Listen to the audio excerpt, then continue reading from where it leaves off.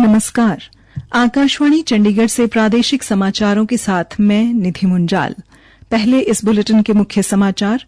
राष्ट्रपति द्रौपदी मुर्मू ने राष्ट्रपति भवन में राष्ट्रीय सेवा योजना पुरस्कार 2021-22 प्रदान किए।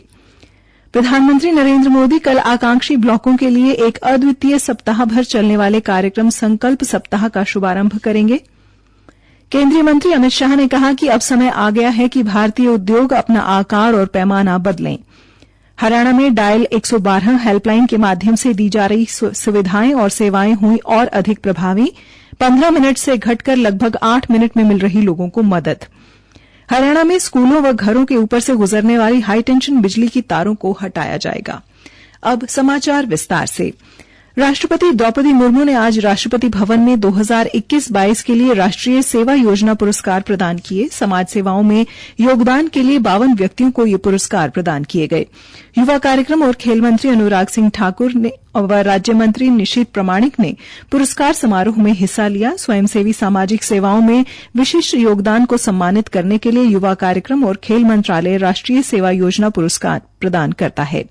एनएसएस केंद्रीय क्षेत्र का कार्यक्रम है जिसकी शुरुआत 1969 में की गई थी और इसका प्राथमिक उद्देश्य स्वयंसेवी प्रयासों के जरिए विद्यार्थियों और युवाओं के व्यक्तित्व का विकास और चरित्र निर्माण में योगदान करना है।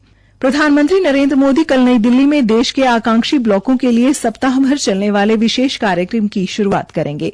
इस कार्यक्रम को संकल्प सप्ताह का नाम दिया गया है। यह आकांक्षी ब्लॉक कार्यक्रम के प्रभावशाली क्रियान्वयन से जुड़ा है जिसका उद्देश्य नागरिकों के जीवन की गुणवत्ता बढ़ाने के लिए ब्लॉक स्तर पर शासन में सुधार करना है। राजधानी में भारत मंडपम में देशभर के पंचायत तथा ब्लॉक स्तर के करीब 3000 प्रतिनिधि इस कार्यक्रम में हिस्सा लेंगे। इसके अलावा ब्लॉक व पंचायत स्तर के कार्यकर्ताओं, किसानों व अन्य वर्गों सहित लगभग 2 लाख लोग कार्यक्रम में वर्चुअल माध्यम से शामिल होंगे। संकल्प सप्ताह 3 से 9 अक्टूबर तक देश के 329 जिलों के 500 आकांक्षी ब्लॉकों में मनाया जाएगा। इस दौरान प्रत्येक दिन अलग अलग विषयों के लिए समर्पित होगा जिस पर सभी आकांक्षी ब्लॉक काम करेंगे। पहले 6 दिनों की थीम में संपूर्ण स्वास्थ्य, सुपोषित परिवार, स्वच्छता, कृषि, शिक्षा और समृद्धि दिवस शामिल हैं। सप्ताह के अंतिम दिन 9 अक्टूबर को पूरे सप्ताह के कार्यों को संकल्प सप्ताह समावेश समारोह के रूप में मनाया जाएगा। प्रधानमंत्री नरेंद्र मोदी ने एशियाई खेलों में भारतीय खिलाड़ियों के प्रदर्शन की सराहना की है। आज कई सोशल मीडिया पोस्ट में श्री मोदी ने पुरुषों की 50 मीटर राइफल टीम स्पर्धा में स्वर्ण पदक जीतने पर भारतीय निशानेबाजों को बधाई दी। उन्होंने कहा कि स्वप्निल कुशाले, ऐश्वर्य प्रताप सिंह तोमर और अखिल श्योरान ने प्रतिबद्धता और टीम वर्क का प्रदर्शन किया। प्रधानमंत्री ने महिलाओं की 10 मीटर एयर पिस्टल प्रतियोगिता में रजत पदक जीतने पर महिला टीम को भी बधाई दी है। उन्होंने कहा कि दिव्या ताड़ीगोल, ईशा सिंह और पलक की सफलता उभरते खिलाड़ियों के लिए प्रेरणा का स्रोत बनेगी। गृहमंत्री अमित शाह ने कहा है कि भारतीय उद्योगों को अपना आकार बदलने और विस्तार करने का समय आ गया है। आज नई दिल्ली में वाणिज्य और उद्योग परिसंघ के 118वें वार्षिक सत्र को संबोधित करते हुए श्री शाह ने कहा कि G20 बैठक, चंद्रयान 3 की सफलता और महिला आरक्षण विधेयक पारित होने के बाद हर क्षेत्र में नई ऊर्जा का संचार हुआ है। उन्होंने कहा कि इन नीतियों में बदलाव लाने से सभी जगहों पर भारत की चर्चा हो रही है। गृहमंत्री ने कहा कि अगले 10 वर्षों में भारत विश्व के विद्यार्थियों के लिए सबसे अच्छा केंद्र बन जाएगा।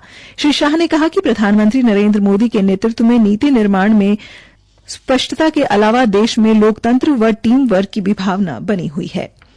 प्रादेशिक समाचार आकाशवाणी चंडीगढ़ से प्रसारित किए जा रहे हैं।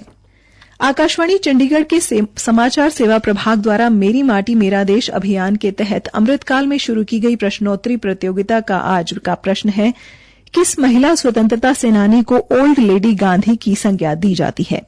अपने उत्तर newsairchandigarh@gmail.com पर तुरंत मेल करें। कल पूछे गए प्रश्न का उत्तर है, शहीद आजम भगत सिंह ने कहा था कि तर्क किए बिना किसी भी बात को आंख मूंद कर मान लेना भी एक प्रकार की गुलामी है।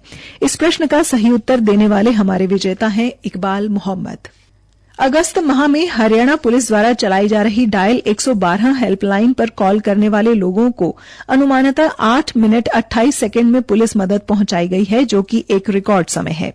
पुलिस महानिदेशक शत्रुजीत कपूर ने बताया कि विभाग द्वारा डायल 112 हेल्पलाइन के लिए कॉलर तक शहरी क्षेत्र में 15 मिनट व ग्रामीण क्षेत्र में 20 मिनट के अंदर पहुंचने की समय सीमा तय की गई है। उन्होंने बताया कि कंट्रोल रूम में 12 जुलाई 2021 से लेकर 30 अगस्त 2023 तक 1 करोड़ 22 लाख लोगों ने पुलिस सहायता के लिए कॉल किया, जिनमें से ईआरवी पर तैनात पुलिस कर्मियों के कार्य से 92.92% कॉलर्स ने संतुष्टि जाहिर की है।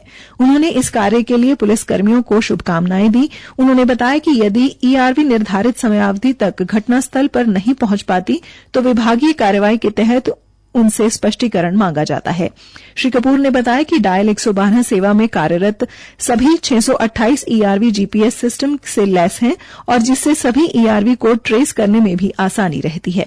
उन्होंने बताया कि सभी ईआरवी पर 24 घंटे में 2 शिफ्ट के तहत कुल 5000 पुलिसकर्मियों की ड्यूटी लगाई गई है।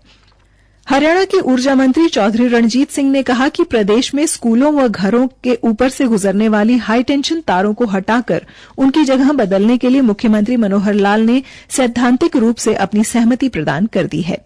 बिजली निगम द्वारा अपने खर्च पर इन तारों की जगह बदली जाएगी और इस कार्य हेतु अलग से लगभग 151 करोड़ रुपए की राशि का प्रावधान किया जाएगा। All Haryana power corporation employees union के पदाधिकारियों के साथ हुई बैठक में बारे में जानकारी देते हुए श्री सिंह ने बताया कि यूनियन द्वारा कुछ मांगे रखी गई जिन पर सहमति बनी है। उन्होंने कहा कि सभी मांगों पर विचार करने के लिए एक कमेटी का गठन किया जाएगा जिसमें यूनियन के पदाधिकारियों को भी शामिल किया जाएगा। ऊर्जा मंत्री ने कहा कि 10 लाख स्मार्ट मीटर खरीदने के ऑर्डर दे दिए गए हैं।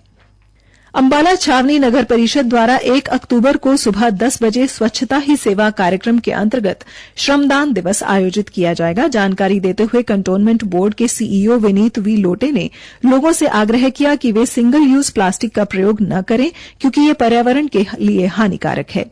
उन्होंने कहा कि 1 अक्टूबर को होने वाले इस कार्यक्रम में लोग बढ़ चढ़कर भाग लें। वहीं फरीदाबाद के उपायुक्त विक्रम सिंह ने जिला के सभी शिक्षण संस्थानों, औद्योगिक संगठनों, RWUA व अन्य संगठनों की मीटिंग को संबोधित करते हुए कहा कि इस बार राज्य स्तरीय कार्यक्रम के तहत मुख्यमंत्री मनोहर लाल फरीदाबाद से इस अभियान की शुरुआत करेंगे। कैथल में मेरी माटी मेरा देश अभियान के तहत घर घर से मिट्टी और चावल एकत्रित किए जा रहे हैं। अमृत कलश यात्रा निकाली जा रही है। एसडीएम कपिल कुमार ने बताया कि जिला में यात्रा पूरे जोश, उत्साह और उमंग के साथ निकाली जा रही है। आगामी 1 अक्टूबर से 13 अक्टूबर तक खंड, नगर पालिका, नगर परिषद स्तर पर एकत्रित की गई मिट्टी को मिलाया जाएगा। इसके उपरांत 22 अक्टूबर से 27 अक्टूबर तक सभी खंडों व शहरी निकायों से कलश एकत्रित कर हरियाणा प्रदेश की राजधानी चंडीगढ़ लाया जाएगा। हरियाणा के गृह एवं स्वास्थ्य मंत्री अनिल विज ने कहा कि किसी शहर में एयरपोर्ट का निर्माण होना बहुत ही बड़ी उपलब्धि होती है और विकास होने से कारोबार एवं रोजगार बढ़ता है। हमें उम्मीद है कि अंबाला में रिंग रोड के साथ साथ बड़ी इंडस्ट्री लगेगी और कारोबारियों को लाभ मिलेगा। आज प्रातः स्थानीय लोगों, व्यापारियों एवं दुकानदारों से गृह मंत्री अनिल विज ने पुराने टी पॉइंट पर उनका धन्यवाद किया। RCS उड़ान योजना के तहत सिविल एन्क्लेव के शिलान्यास की तिथि 15 अक्टूबर तय होने पर बाजार में लोगों व दुकानदारों में काफी उत्साह है। अनिल विज ने कहा कि काफी प्रयास के बाद 20 एकड़ जमीन के लिए हरियाणा सरकार ने 133 करोड़ रुपए जमा करवा दिए हैं। अब जनरल लैंड रजिस्टर में हरियाणा सरकार के नाम जमीन का इंद्राज हो गया है। गृह मंत्री ने कहा कि सरकार का दायित्व ढांचागत सुविधा उपलब्ध कराना है, जिस पर हम लगातार काम कर रहे हैं। हमने ring road, Ambala Saha road बनाकर दी है और छावनी की सड़कें बनने जा रही हैं और इससे टेंडर हो चुके हैं। श्री विज ने बताया कि सिविल एन्क्लेव निर्माण के टेंडर के लिए 3 कंपनियों ने आवेदन किया है।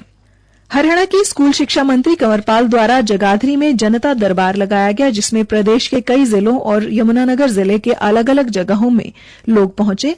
अधिकतर समस्याओं का मौके पर ही समाधान कर दिया गया। वहीं कुछ शिकायतों पर संबंधित विभाग के अधिकारियों और कर्मचारियों को निर्देश दिए कि जनता के कार्य निश्चित समय अवधि में प्राथमिकता के आधार पर पूरा करना सुनिश्चित करें। भिवानी जिला में पुलिस कार्यालय के फैसलाशुदा जब्ती व लावारिस वाहनों की नीलामी हरियाणा सरकार द्वारा निर्धारित ऑनलाइन पोर्टल के माध्यम से दिनांक 13 अक्टूबर को होगी। भिवानी के नगराधीश हरबीर सिंह ने शुक्रवार को बताया कि नीलामी से संबंधित सभी नियम व शर्तें व धरोहर राशि आदि बारे जानकारी auction.gov.in से प्राप्त की जा सकती है। अंत में मुख्य समाचार एक बार फिर। राष्ट्रपति द्रौपदी मुर्मू ने राष्ट्रपति भवन में राष्ट्रीय सेवा योजना पुरस्कार 2021-22 प्रदान किए। प्रधानमंत्री नरेंद्र मोदी कल आकांक्षी ब्लॉकों के लिए एक अद्वितीय सप्ताह भर चलने वाले कार्यक्रम संकल्प सप्ताह का शुभारंभ करेंगे। इसी के साथ ये समाचार बुलेटिन समाप्त हुआ।